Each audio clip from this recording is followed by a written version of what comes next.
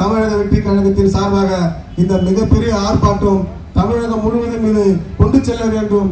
கடலூர் மக்களுடைய வாழ்வாதாரம், கடலூர் மக்களுடைய பிரச்சனை என்று சொன்னால் தளபதி அவர்கள் முன்னிருந்து வழிநடத்துவார்கள் என்பதை நீங்கள் மறந்துவிட வேண்டாம்.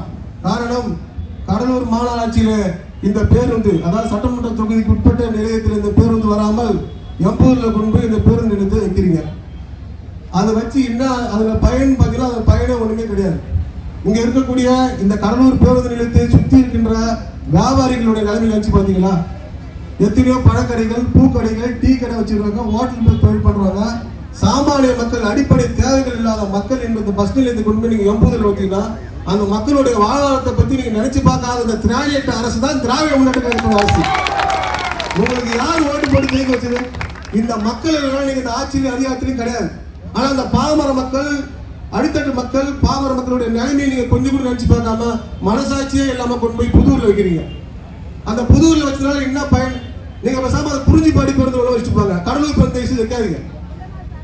போக்குவரத்து அந்த இடத்துல எதுவுமே போக்குவரத்து கிடையாது, மின்சார வசதி கிடையாது. நைட்ல ஒரு சொன்ன மாதிரி பெண்கள் போனா எவன் தாலி எடுத்தாலும் தெரியாது. இங்க இருக்க நிலைமை கஞ்சா போதையில இந்த தமிழ்நாடு ஃபுல்லா ஆடி இருக்குது. அந்த இடத்துல கொண்டு நீங்க பேருந்து நிலையத்தை வைக்கிறீங்க. அதனால என்ன பயன் இந்த மக்களுக்கு? ஒரு பயனும் கிடையாது. இங்க இருந்து ஒருத்தர் பஸ் பிடிச்சி சென்னைக்கு போனோம்னா இங்க இருந்து பஸ் பிடிச்சி அங்க போகணும் 10 கிலோமீட்டர். 10 கிலோமீட்டர் போட்டு அங்கிருந்து திரும்பி கடலூர் வந்து பாண்டிச்சேரி போறதுக்கு 1 மணி நேரம் ஆயிடும். நம்மளுடைய சகோதர சகோதரிகள், நம்மளுடைய கூட போனவங்களும் சரி, நம்மளுடைய மக்களாக இருந்தாலும் சரி, ஒரு சென்னைக்கு காலையில திங்கக்கிழமை வேலைக்கு போனோம்னா எம்பூதில் இருந்து சென்னைக்கு போனோம்னா கிட்டத்தட்ட 5 மணி நேரம் ஆகும். ஐடி கம்பெனியில் வேலை செய்வாங்க.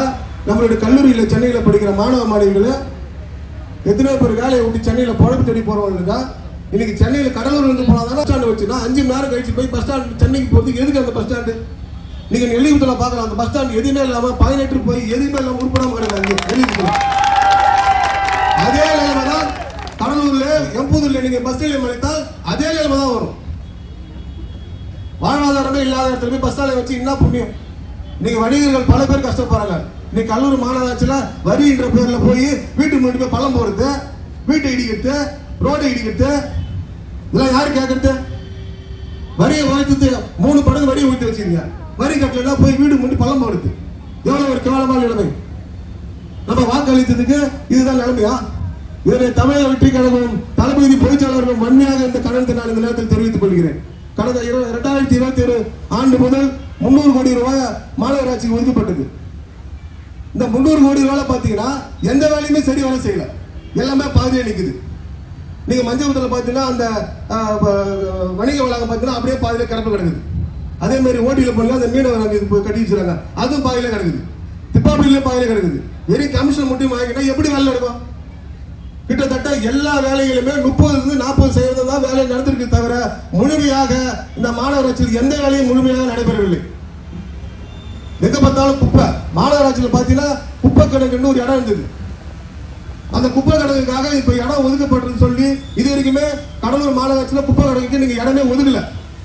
எங்க பார்த்தாலும் ரோட்ல கொட்டி வச்சிடலாம் குப்பையா. நீங்க விடிய காலையில் எழுந்து காலையில் நடைபெறச்சுன்னா தெரியும். கடலூரே ஊட்டிலே இருக்குது. பஸ்ல ஊட்டில இருக்கு புகை மூட்டம். அவன் குப்பையை ரோட்ல கொளுத்திடுறான் போட்டு. சுகாதாரத்துறை சார்பா போட்டுற அந்த கழிவு நீர் கொள்ளாம நீங்க இப்ப பிரஸ் எல்லாம் வந்து பாருங்க, அந்த பாருங்க அவுட்டர் பைபாஸ்ல ஃபுல்லா குப்பையை கொட்டி வச்சிடறான். சுகாதார சீர்கேடு. அங்க இருக்கிற மக்கள் எப்படி வாழ்வாதாரத்தை பெருக்க முடியும்?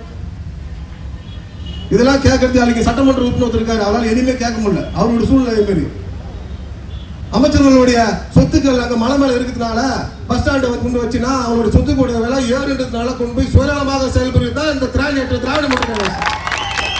மக்களை பற்றி சிந்திப்பதே கிடையாது. ஆட்சிக்கு வர முன்னாடி ஒரு பேச்சு, ஆட்சிக்கு வந்த பிறகு ஒரு பேச்சு. நீட் ரத்து பண்ண சொன்னாங்க, முதல் கையெழுத்து போட சொன்னாங்க, போட்டாங்களா?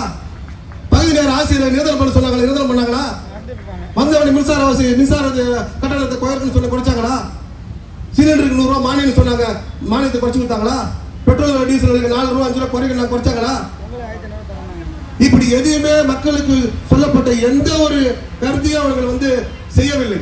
மாற்றாக மக்களை ஏமாற்றிக் கொண்டு திமுக பேர் வைக்கிறார் திராவிட மாடல் அரசு. என்ன மாடல்? ஒரு மாடல் கிடையாது, அதெல்லாம் பழைய மாடல். என்ன மாடல்?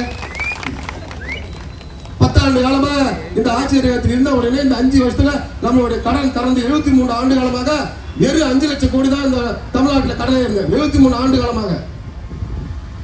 ஆனா இந்த ஆட்சி வந்த 4.5 வருஷத்துல 9,30,000 கோடி கடன் இருக்குது. 10 ஆண்டு காலம் சென்ற ஆண்டு ஆட்சி செய்தவர்களே 5 லட்சம் கோடி தான் வச்சுட்டு போனாங்க. கடுமையான காலம் கொரோனா காலத்திலும் கையாண்டது தான் சென்ற அரசு. ஆனால் இந்த 4.5 வருஷத்துல 4 லட்சம் கோடி ரூபாய் கடன் நம்ம தலையில் இருக்குது.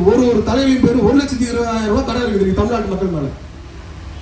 இதை கேட்கறதுக்கு எந்த கட்சியும் கிடையாது. திறமுள்ள கட்சியாக திறமுள்ள எதிர்கட்சியாக என்று செயல்படுத்தி சொன்னால் அது தமிழக வெற்றிக்காக மட்டும்தான். சரியான சாலை வசதி கிடையாது. பாதாள சாலை திட்டம் அப்படியே கிடப்புல கிடக்குது. இப்ப நீங்க அறிவிச்ச அத்தனை திட்டங்களும் அப்படியே கிடப்புல இருக்குது. 30-40% வேலை தான் நடந்துருக்கு. காரணம் பாத்தீங்கன்னா பர்சன்டேஜ் 20%, 20-25% நீங்க வாங்க எப்படி வேலை செய்வோம். 50% கூட வேலையை முழுமையாக முடிக்கிற ஒரு சீர்கேடு தான் இந்த மாநகராட்சியோட சீர்கேடு. கடலூர் பஸ் நிலையம் அதே தான். தன்னுடைய சுயநலத்துக்காக பஸ் நிலையத்தை கொண்டு போய் எப்போதுல இருக்கிறதுக்கு நீங்க குறிச்சிப்பாடி சொல்ற பஸ் நிலையம் பேர் வச்சுப்பாங்க. கடலூர் பேர் வந்து வைக்காது. கடலூர் பஸ் நிலையம் பக்கத்திலே போக்குவரத்து தொழிலாளர்களுடைய அந்த டெப்போ இருக்குது. அதை நீங்க விரிவுபடுத்தி கூட போனது கூட அந்த பொதுநல இயக்கங்கள்லாம் சொன்னாங்க. அதை கூட நீங்க எக்ஸ்டெண்ட் பண்ணி வச்சுக்கலாம். அந்த பஸ் டெப்போ இதை கொண்டு போய் நீங்க அந்த கலெக்டர் ஆஃபீஸ் கூட வச்சுக்கலாம். அரசு போக்குவரத்துடைய அந்த பஸ் டெப்போவை எப்படி வேணா செய்யலாம். ஆனா அது நம்பி இருக்கிற வாகனத்தை நம்பி இருக்கிற அத்தனை வணிகர்களும் இந்த பஸ் நிலையத்தை இங்க கடலூர்ல தான் வர வேண்டும் என்று அன்பான கோரிக்கைகள் என்று பல பேர் சொன்னாங்க. இன்னைக்கு பஸ் சங்கத்தினுடைய தலைவர்களும் தொழிலாளர்கள் வணிக வரி சேர்ந்த தொழிலாளர்களும் அனைவரும் கடலூர் சட்டமன்ற தொகுதிக்கு உட்படுத்தான் பஸ் நிலையம் வர வேண்டும். ஆனால் தொடர்ந்து இதே நிலையில் ஏற்பட்டால் தமிழக வெற்றி கழகத்தின் சார்பாக தளபதி அவர்கள் உத்தரவு பெற்று கூடிய விரைவில் தளபதி அவர்கள் தலைமையில் தமிழகமே ஸ்தம்பிக்கிற அளவுக்கு இந்த ஒரு ஆர்ப்பாட்டத்தை பொதுச்செயலாளர்களுடைய கொண்டு செல்ல மிகப்பெரிய ஆர்ப்பாட்டமாக நடைபெறும் என்பதை இந்த நேரத்தில் நான் உறுதியாக கூறிக்கொள்ள கடமைப்பட்டுள்ளேன்.